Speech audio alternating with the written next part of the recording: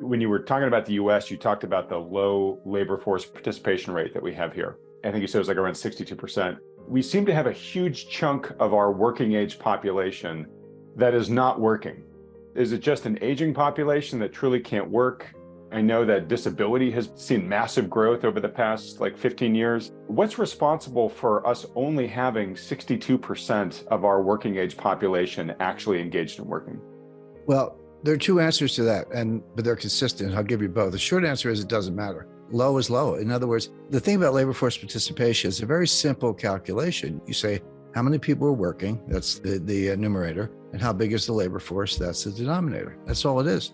Now, it's never 100%, right? Because there are students and homemakers and retirees and others. There are good reasons for some people not to be in the workforce at any given time. But as recently as 2000, that number was 70%. What drove it between 1975 and 2000 was basically women entering the workforce. Women who had been home, as homemakers or performing other roles, entered the workforce, and then that number went up. Look, GDP, the standard definition is consumption plus investment plus net exports plus government expenditure, like a four-part thing. But there's a simpler way to do it, which is how many people are working, how productive are they? That equals nominal GDP. And if you have fewer people working, the economy is going to shrink unless productivity is going up, which it's not. And so this is one of the major headwinds. Now, you're right, there are some early retirees. There were a lot of people who stayed home, obviously, during COVID. It's like any habit. Once you break it, it's hard to go back. So once you get used to not working or working from home or just staying home, government was handing out checks, beginning with Trump in, I believe it was June 2020. And Biden comes in February 2021, not to be outdone. So everybody got a check, like 2 or 3 of them. And there was a very definite spikes in retail sales coming within 30 days of the checks. Well, that's not surprising. I give people free money, they'll go buy stuff. And that kind of kept the economy going. It wasn't a real boom, but it looked good. But we're not doing that anymore. There's no more checks. So you got a lot of people who lost the habit, a lot of people staying home, but they're not working. And, a lot of people out of the habit, but they just got used to government handouts. Not everybody, but some. And the other problem is people call this a labor shortage. There isn't actually a labor shortage because we just talked about how you've got perhaps as many as 10 million people between the ages of 25 and 54 who are sitting home. But the problem from the employer's point of view, there's a shortage of willing workers, not workers, but willing workers. Well, what makes you willing to work? Good pay is one. As employers can't afford to pay the clearing wage to get people off the couch because they'll go bankrupt themselves. They're working on very small margins, sales are declining, et cetera. So I'll pay as much as I can to get the workers, but it's not enough to get this person off the couch. And so you've got this really weird situation, I use weird in the technical sense, where you have a huge pool of able-bodied potential workers, but a shortage of willing workers because you can't pay a clearing wage. But that's more a reflection of how stressed businesses and how low margins are. Big layoff announcements coming every day. So none of which is good for the U.S. economy. But the Fed looks at unemployment. I look at it because you're supposed to know what it is.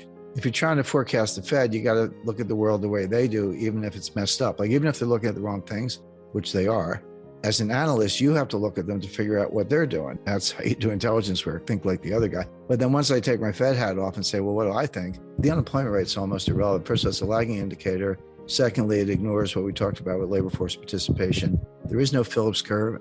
You can draw one. Last time I saw a Phillips curve was flat, or I went to school, curves weren't flat. But they're just looking at the wrong indicators. There's something not good about such a low labor force participation rate from an economic standpoint, right? Like we're not being as productive as we could be as a society. We're in this weird time, do you think? Is basically painful recession going to be what sort of cures it, which is it evaporates the excess job openings? I'm not sure. Because I don't know what the recession is a cure for. It's coming. The recession is coming. And Jay Powell said this. Jay Powell gave 2 speeches, August 26th.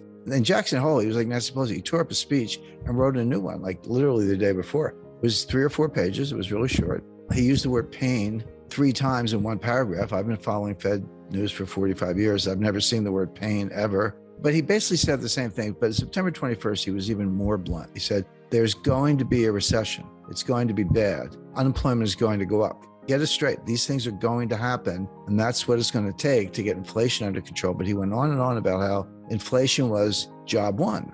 because the Fed has this dual mandate, which never made sense, but it's the law. I mean, Humphrey Hawkins. So the dual mandate is price stability and low unemployment. Okay. Those two things don't always go together. And sometimes you got to make trade-offs between the two. But right now, the trade-off is very easy, which is unemployment's really low. Now, I don't put much weight on it, but the Fed does. Again, put your Fed hat on.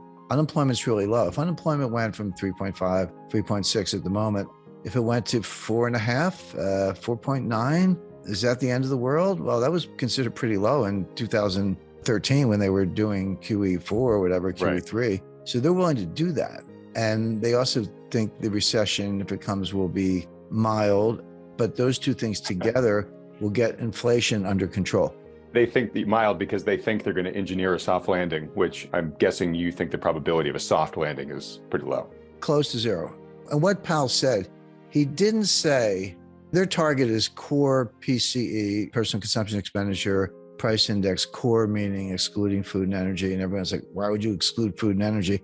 Again, I'm not here to debate it. That's what they do. So if you want to think like a Fed, that's what they do. They want to get core PCE year over year to 2%. It just came in at 5.2, which was up from August. So September was 5.2. August was about 4.7, give or take. Pardon me. It just went up. I mean, it's not going down. So, but they're trying to get it down. Now, Powell did not say, we're going to raise rates until core PC is 2%. He didn't say that. What he said was, we're going to raise rates until it's acting in a restrictive way on inflation, and inflation will come down on its own because rates will be high enough to cause that. At which point we, the Fed, will pause. And you say, well, when are you going to cut rates? He was like, the pause could be a year. Forget this Fed pivot nonsense. I mean, you're talking 2024, if then, before they cut rates. But in the meantime, so they've got to get rates high enough. So they're going to go 75 basis points in November. December, who knows? We'll know closer to the date. It'll either be 50 or 75. You know, some talk about 50, but it doesn't matter. I mean, it's going up. Probably going to go up. You know, I have the calendar for 2023. There's a meeting February 1st and another one in late March, I think March 22nd. They'll probably raise up both of those. They're going to get rates up to five-ish. At that point, they probably will have achieved the goal of bringing core PCE down, but they will also have destroyed the economy in the process. It's like I remember in Vietnam, the old saying, you know, we have to destroy the village to save it. We have to destroy the economy to save it. This is the latest in a long string of Fed blunders since 1913. Seems to be their specialty, but that's what they're doing.